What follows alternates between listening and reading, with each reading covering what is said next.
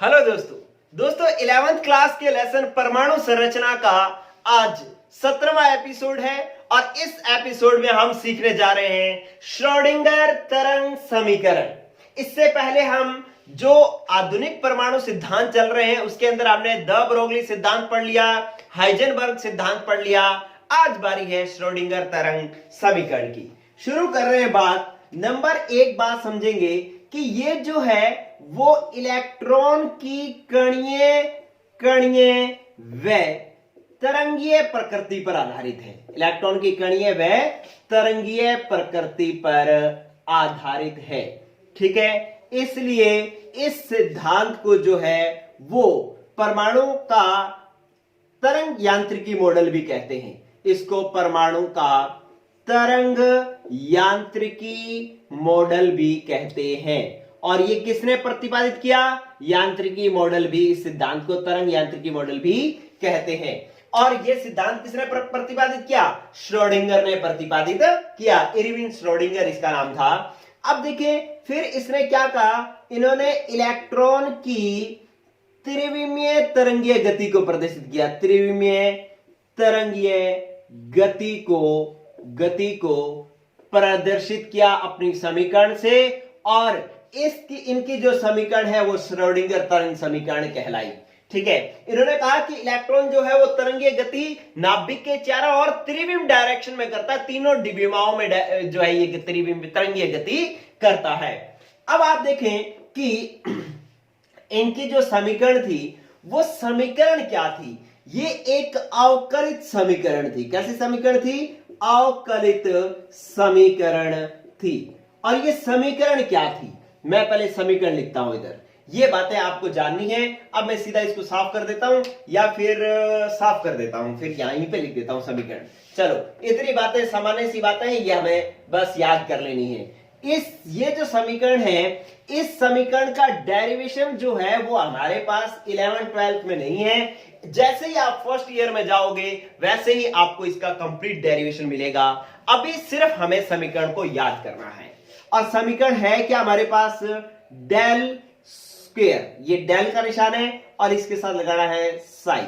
Del square psi बटा में del x square plus del square psi upon में del Y square plus del square psi बटा में del Z square.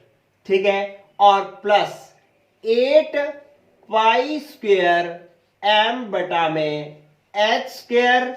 फिर आपने ब्रैकेट लगाना है ई माइनस वी और into psi is equal to 0। आप कहोगे सर ये तो बहुत ही बड़ी खतरनाक समीकरण लिख दी, इतनी लंबी समीकरण कैसे याद रहेगी? तो आपको इतनी लंबी नहीं ध्यान रखनी। आप अगर इसको गौर से देखो तो यहां तक तो सेम ही है।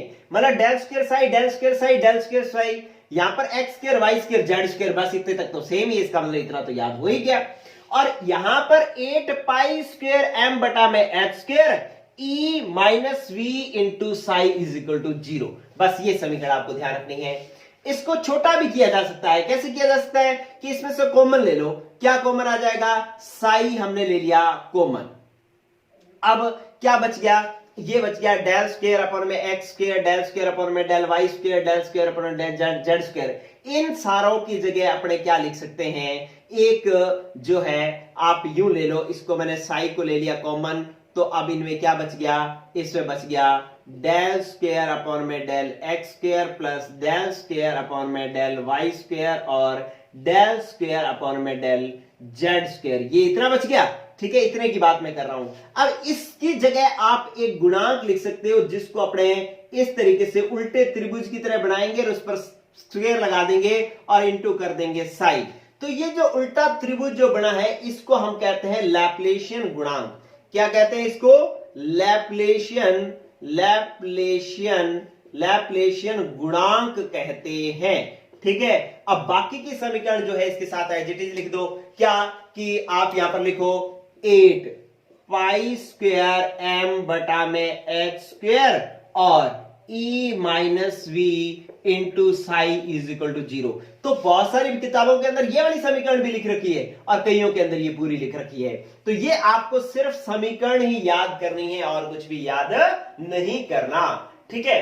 अब इस समीकरण का क्या महत्व है ये जान लो आप।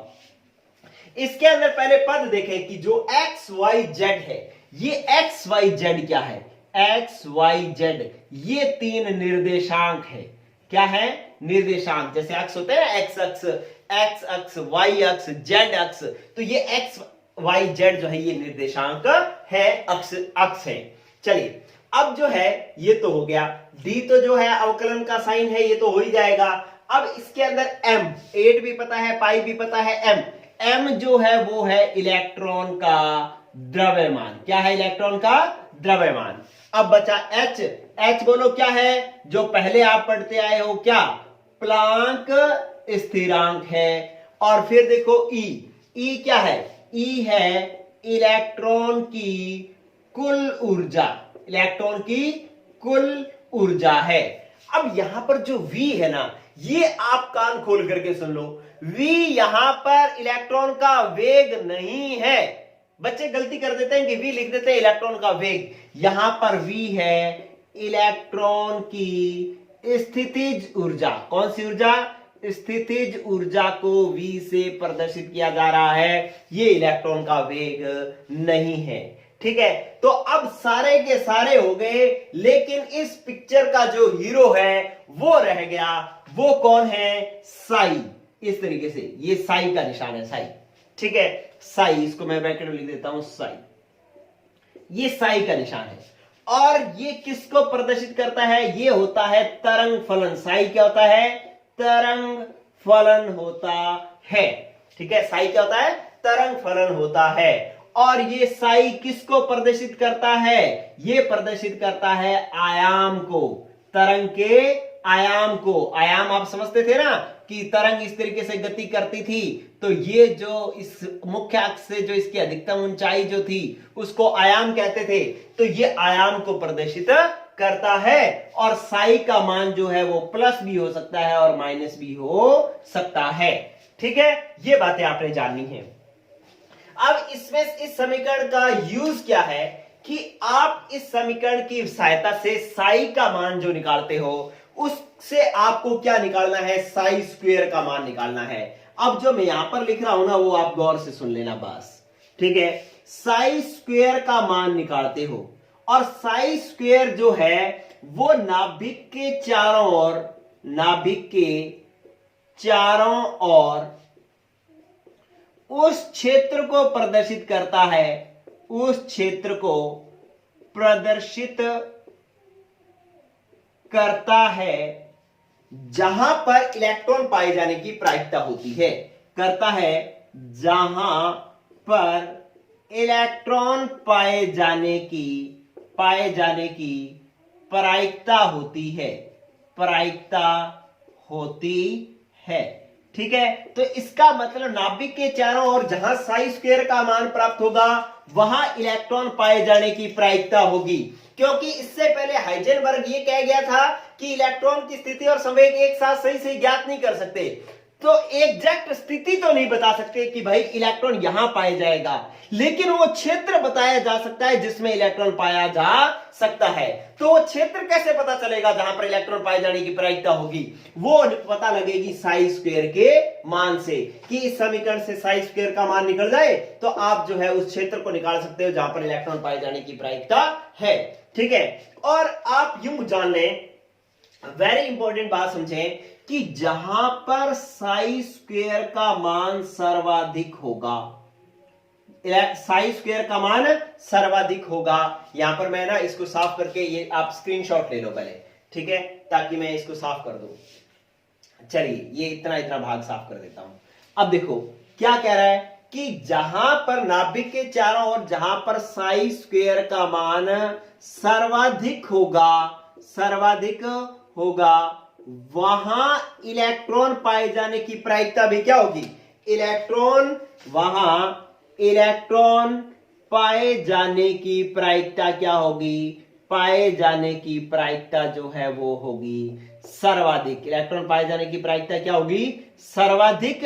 और उस क्षेत्र को जो है हम क्या कहते हैं? कक्षक कहते हैं। वेरी इंपॉर्टेंट, आपको 11th में बहुत बार पूछा जाएगा कि कक्षक किसे कहते हैं, तो आप कहेंगे कि नाभिक के चारों ओर का वह क्षेत्र जहां पर इलेक्ट्रॉन पाए जाने की या साई स्क्वायर का मान सर्वाधिक होता है, वहां पर इलेक्ट्रॉन पाए जाने की प्रायिकता सर्वाधिक होती है, उस क्षेत्र को कक्षक कहा जाता है। ठीक है, तो अब एक और परिभाषा सीख ले इसमें कि आप एक और, जहां पर साई स्क्वायर का मान, नाभिक के चारों ओर का वह क्षेत्र जहां पर साई स्क्वायर का मान शून्य होता है, वहां पर इलेक्ट्रॉन पाए जाने की प्रायिकता भी क्या होगी? इलेक्ट्रॉन पाए जाने की प्रायिकता जो है वो क्या होगी? शून्य होगी। उस क्षेत्र को हम कहते हैं नोडल तल या नोडल पृष्ठ। नोडल तल या नोडल पृष्ठ। ठीक है, तो आपके लिए बस ये दो चीजें ही इंपॉर्टेंट है, एक तो नोडल तल या नोडल पृष्ठ की परिभाषा और एक कक्षक की परिभाषा। ये 11th क्लास में अक्सर पूछ लिया जाता है कि कक्षक किसे कहते हैं, तो आपको बताना होगा कि नाभिक के चारों ओर का वह क्षेत्र जहां पर इलेक्ट्रॉन पाए जाने की प्रायिकता सर्वाधिक होती है, उस क्षेत्र को कक्षक कहा जाता है। और नाभिक के चारों ओर का वह क्षेत्र जहां पर इलेक्ट्रॉन पाए जाने की प्रायिकता शून्य होती है। देखो, आप ऊपर वाला तो सर्वाधिक लिखेंगे, नीचे वाला न्यूनतम नहीं लिखेंगे, क्या लिखेंगे? शून्य। ठीक है, तो जहां इलेक्ट्रॉन पाए जाने की प्रायिकता शून्य होती है उसको नोडल तल या नोडल पृष्ठ कहते हैं। ठीक है दोस्तों, तो अब आप यूं मना समझे कि अब मैं आपको कोई न्यूमेरिकल दूंगा जिसमें साई स्क्वायर का मान निकालना होगा या ऐसा कुछ नहीं है। बस इस टॉपिक के अंदर आपको दो चीजें याद रखनी है, क्या? कि एक तो ये समीकरण, दूसरी कक्षक किसे कहते हैं, नोडल तल और नोडल पृष्ठ किसको कहते हैं, ये तीन चीजें ध्यान रखनी है। और इसमें कौन चीज क्या है ये बात आपको ध्यान रखनी है, इसके अलावा कुछ भी ध्यान नहीं रखना। बस इस आधार पर जो है हम किसी भी कक्षक के बारे में पता लगाते हैं। हम क्या करते क्या है इस समीकरण से, देखो अभी तो 11th में तो हम नहीं करेंगे, लेकिन वास्तव में करते क्या होते हैं ये साफ कर दो मैं, आप इसको नोट कर लेना। कक्षक और नोडल तल नोडल पृष्ठ की परिभाषा याद कर लेना, क्या कि जहां पर नाभिक के चारों ओर, जो बोल रहा हूं उसको सुने, नाभिक के चारों ओर का वह क्षेत्र जहां पर इलेक्ट्रॉन पाए जाने की प्रायिकता शून्य होती है, नोडल तल या नोडल पृष्ठ कहलाता है। और नाभिक के चारों ओर का वह क्षेत्र जहां पर इलेक्ट्रॉन पाए जाने की प्रायिकता सर्वाधिक होती है उसे कक्षक कहते हैं। और नोडल तल या नोडल पृष्ठ के लिए यह भी कह दिया जाता है कि जहां पर इलेक्ट्रॉन घनत्व शून्य होता है, इलेक्ट्रॉन घनत्व शून्य होता है, उसको नोडल तल या नोडल पृष्ठ भी, उसको भी नोडल तल या नोडल पृष्ठ कहा जाता है। तो ये परिभाषाएं होंगी। अब इस समीकरण से किया क्या जाएगा, देखें इस समीकरण से ये किया जाएगा कि आप एक परमाणु लेंगे जिसका ये नाभिक होगा और इसके चारों तरफ आप क्या करोगे, इसकी जैसे जैसे दूरी बढ़ेगी, ये तो त्रिज्या होगी, अलग अलग त्रिज्याओं पर साई स्क्वायर का मान निकाला जाएगा। ठीक है, जहां पर साई स्क्वायर का मान पाया जाएगा, अधिकतम पाया जाएगा, उसको तो हम कक्षक में गिन लेंगे और जहां नहीं पाया जाएगा उसको हम कक्षक में नहीं गिनेंगे। ठीक है, तो इस आधार पर जो है हम साई स्क्वायर के मान के आधार पर कक्षकों का निर्धारण करेंगे। ठीक है, अब कौन कौन से कक्षक होते हैं, क्या क्या होते हैं, उनके लिए हमें पढ़नी पड़ेगी पहले क्वांटम संख्याएं। ठीक है, तो कल से हम शुरू करेंगे क्वांटम संख्याएं, कोई भी बच्चा मिस नहीं करेगा। कल से क्वांटम संख्याएं पूरी सारी की सारी क्वांटम संख्या अच्छे से तैयार करनी है। 4 क्वांटम संख्याएं होती हैं, बहुत अच्छे से तैयार करनी है ताकि जो है भविष्य में हमारे को कोई दिक्कत ना आए। तो आज की क्लास इतनी है दोस्तों, कल अपने शुरू करेंगे क्वांटम संख्याएं। Good bye.